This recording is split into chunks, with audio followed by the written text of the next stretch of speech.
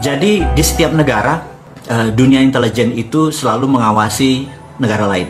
Jadi misalnya di CIA, di Langley, itu yang mengawasi kebijakan pemerintah Indonesia itu bisa lebih dari 10 doktor ilmu kebijakan ekonomi, psikologi, dan lain sebagainya. Jadi kalau ada kebijakan-kebijakan sebuah pemerintah, terutama Indonesia, dia bisa mereview.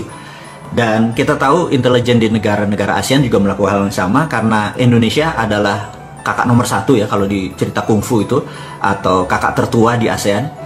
Jadi setiap kebijakan yang dilakukan oleh pemerintah Indonesia pasti dimonitor oleh negara-negara tetangga kita. Jadi saya nggak tahu apakah di Indonesia masih segitu sensitif dunia intelijennya atau dunia shadownya. Apakah masih mereview kenapa Filipina kemarin menyatakan mendukung Cina bukan mendukung Amerika. Kalau krisis, kalau ada tindakan war, perang sama Amerika dengan Tiongkok, itu mereka harus orang-orang yang sensitif. Saya lihat mereka nggak terlalu sensitif gitu ya. Jadi sementara kata-kata sensitif itu kata-kata yang penting, sehingga saya harus mengingatkan sekali lagi kepada para menteri, bukan para presiden, bukan pada Pak Presiden, bahwa kepada siapapun, para menteri, Anda yang dimarahi oleh Pak Presiden, Anda punya rasa, bener nggak? Saya sarankan Anda mundur kalau Anda yang ditarget oleh Pak Presiden. Atau kalau Anda bukan yang tidak ditarget, tetapi Anda merasa Anda tidak mampu, mundur. Karena sekali lagi, kami, rakyat, kita-kita ini sudah capek Indonesia nggak pernah jadi juara dunia lagi.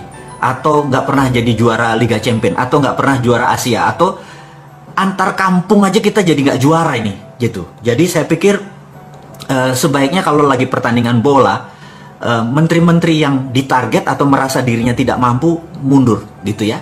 Di masa krisis seperti tahun 98, seperti tahun 2008, mengelola negara at crisis itu ada lagi strateginya. Jadi itu ada extraordinary.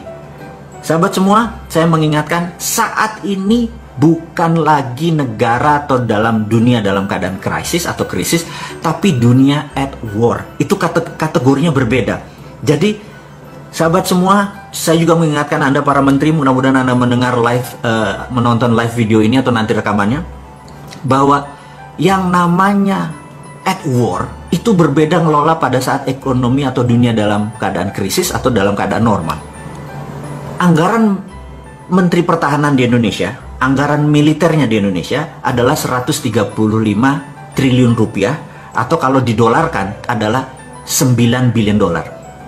Indonesia anggaran militernya hanya 9 billion dolar, sementara Amerika dalam 1 tahun nilainya 700 billion.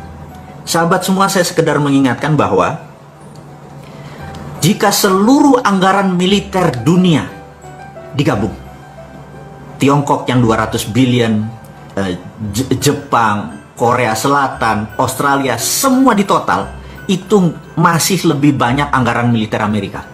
Dan Amerika memang mendominasi militer, mendominasi.